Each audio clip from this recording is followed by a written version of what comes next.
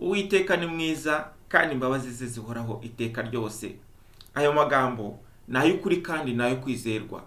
Uwiteka mu by'ukuri ni mwiza kandi imbabazi ze zihoraho iteka ryose. Aya magambo ubundi ashaka kuvuga iki? Aya magambo se ubundi yakomotse hehe? Reka tubirebe neza. Uwiteka ni mwiza, imbabazi ze zihoraho iteka ryose. Impamvu Uwiteka ari mwiza nuko ahora ari mwiza kandi ntahinduka. Uko yari ari ejo n'uyu munsi niko ari. Uko yababariraga n'uyu munsi niko ababarira.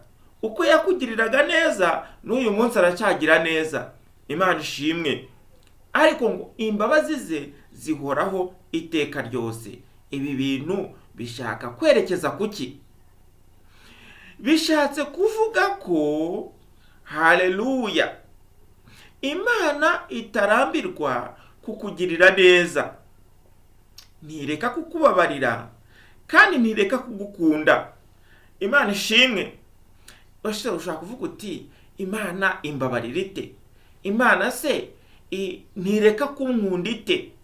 Reka nkubwire mwene data, haleluya, nk'uko Imana yakunze abari mu isi cyane, byatumye itanga umwana wayo w'ikinege kugira ngo umwizera wese atarimbuka ahubwo ahabwe ubugingo buhoraho. Haleluya.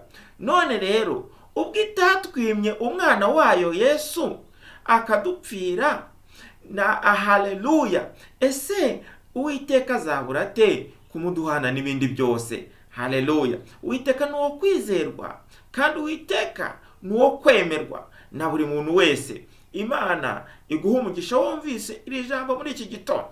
Nese aya magambo tuyasanga he? Aya magambo tuyasanga mu gitabo cya 2 cy'Ingoma ibice 5 ku murongo wa 13 wose usomye ukawurangiza. Haleluya. Aho havuga ngo Uwiteka ni mwiza kandi imbabazi ze zihoraho iteka ryose. Aya magambo yavuzwe nande? Aya magambo yavuzwe ryari? Aya magambo yavuzwe ubwo bari barangije kubakira inzu Uwiteka ku ngoma y'umwami Salomo. Nuko hanyuma bazamura isanduku y'Uwiteka bayikuraho yabaga i Siyoni, hanyuma bayizana mu nzu y'Uwiteka. Bahageze Abalewi bararirimba na Asafu bararirimba n'abatambyi. Hanyuma haleluya, bahimbaza Imana baravuga ngo Uwiteka ni mwiza kandi imbabazi ze zihoraho iteka ryose. Uzi bamaze kuvuga ayo magambo ikintu cyabaye. Haleluya. Reka tukirebe ikintu cyabaye bamaze kuvuga ayo magambo. Haleluya. Ngo nuko muri uwo mwanya inzu iherako yuzura igicu, ariyo nzu y'Uwiteka. Nuko bamaze kuvuga ngo Uwiteka ni mwiza kandi imbabazi ze zihoraho iteka, ngo muri ako kanya ngo urusengero rwose ngo rwuzura igicu. Haleluya. Bishaka kuvuga ngo iyo duhimbaje Imana, iyo tuvuze ngo Uwiteka ni mwiza kandi imbabazi ze zihoraho iteka ryose, haleluya, tuba tuvuze amagambo y'ukuri kandi ayo magambo anezeza Imana. Byatumye Uwiteka ubwiza bwe buhita buza mu rusengero. Kiriya gicu gishaka kuvuga ubwiza bw'Imana. Mwene data, haleluya, igihe cyose uzavuga aya magambo ngo Uwiteka ni mwiza kandi imbabazi ze zihoraho iteka ryose, haleluya, ubwiza bw'Imana buzakuzaho. Imana iguha umugisha. Reka turebe. Haleluya. Imana ishimwe. Ngo Uwiteka ni mwiza kandi imbabazi ze zihoraho iteka ryose. Reka turebe ku mbabazi z'Imana. Hari uburyo butatu imbabazi z'Imana dushobora kuzivugamo ko zihoraho iteka ryose. Haleluya. Uburyo bwa mbere, iyo wakoze icyaha Uwiteka ntahwema kukubabarira. Noneho iyo wagikoze nejo ukongera ugakora ikindi, Uwiteka arongera akakubabarira. Imbabazi ze zihoraho iteka ryose. Kanguha urugero. Petero yihakanye Yesu inshuro 3, ariko Yesu Kristo, haleluya, ntiyamuvuyeho. ngo avuge ngo Petero waranyihakanye, ngo ntaho tugihuriye, ahubwo Yesu Kristo yarongeye aramubabarira. Haleluya. Yaramubabariye nubwo yamwihakanye inshuro 3, we yaramubabariye. Haleluya. Nuko rero Yesu ni mwiza. Haleluya. Kandi imbabazi ze zihoraho iteka ryose. Nkuko yababariye Petero, nawe uyu munsi yakubabarira. Haleluya. Imana iguha umugisha. Reka turebe uburyo bwa kabiri. Haleluya. Iyo uri mu makuba, Yesu ntabura kugutabara iyo umutakiye. Haleluya. Imana ishimwe. Reka nguhe urugero.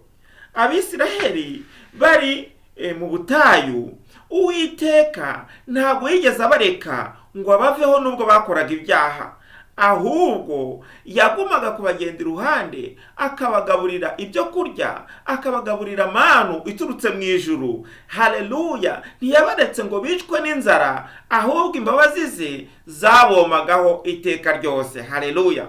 Nawe uyu munsi wa none niwizera Uwiteka, imbabazi ze zirakomaho. Haleluya.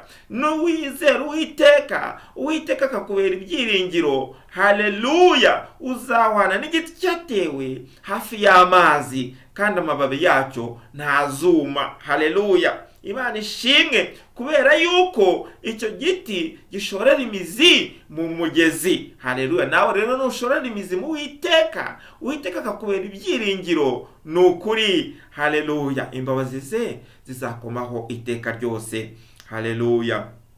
Imana ishimwe. Imana ikugirire neza. Reka turebe uburyo bwa gatatu imbabazi z'Imana zikoramo. Haleluya.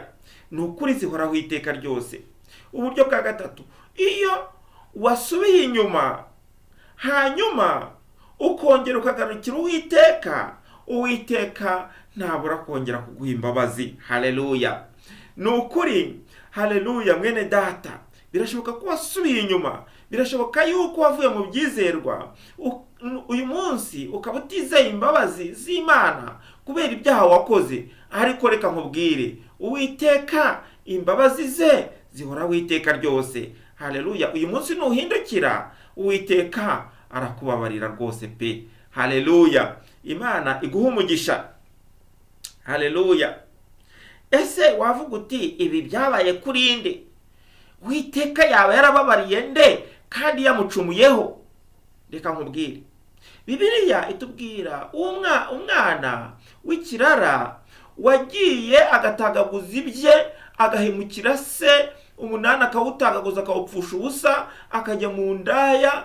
Ariko igihe kimwe abonye ibintu byose nta kamaro bifite, hanyuma aravuga ati ariko ko data yankundaga, ko data ari umutunzi, ko data nta kintu abuze, ngiye nkaba ndimo ndasangira n'ingurube hano, nkaba ndi kwivuruguta, nkaba ibyaha bimereye nabi, ndi mu ngaruka zabyo, ahari uhagarukira data ntiyambabarira. Haleluya. Mwene data, nguko uko umwana yisubiyeho agarukira se. Haleluya. Ariwe data wo mu ijuru. Nuko hanyuma hageze aravuga ati nukuri sinyikuye kwitwa umwana wawe, ahubwo ungira umugaragu wawe. Nuko ise, haleluya, aramwishimira, ngo nuko ngo amubagishiriza ikimasa cy'umushishe. Haleluya. Ngo nuko barishima kuko umwana wari warazimiye yongeye kuboneka. Haleluya.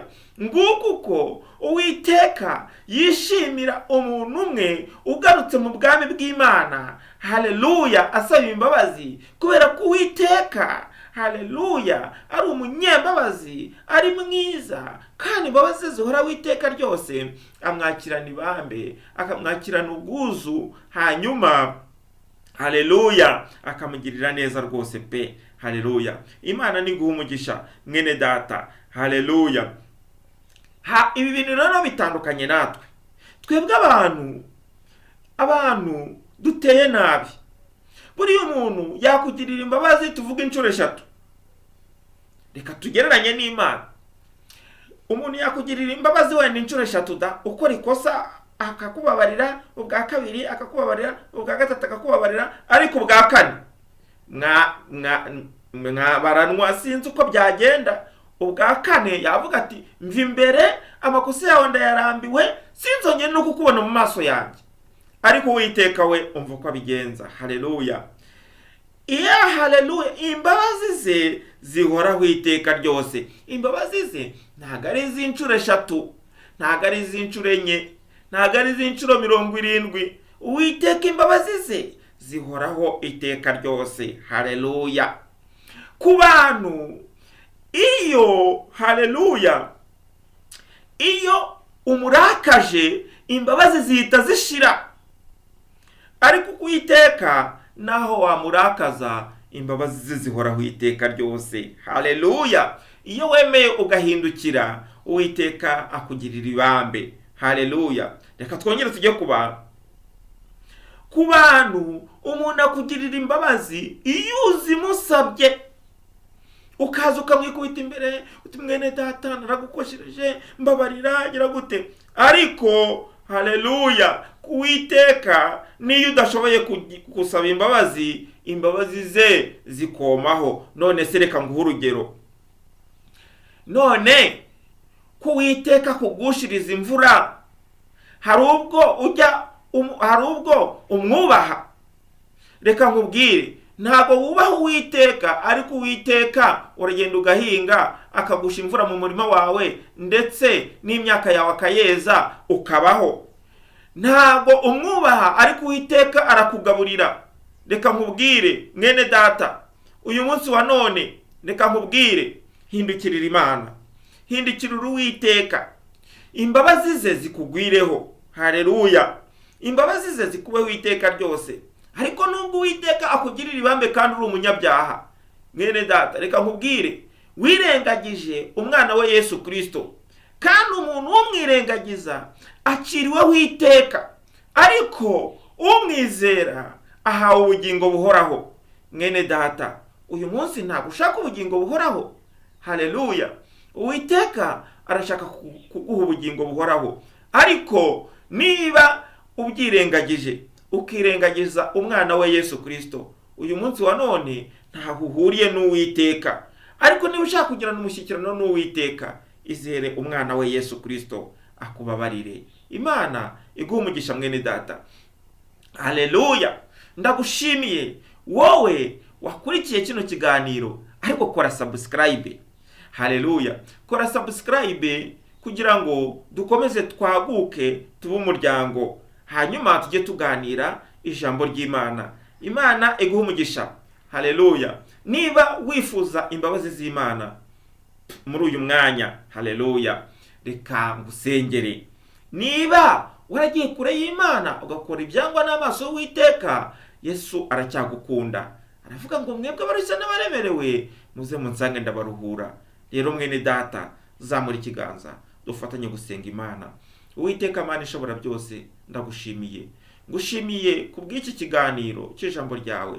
Ariko nyakubahwa Imana, uyu muntu wumvise ijambo ryawe hanyuma akumva aratsinzwe, akumva ashaka kuguhindukirira, azamuye ikiganza, ndakwinginze Mwami, utere intambwe, haleluya, uzumusanga maze umubabarire.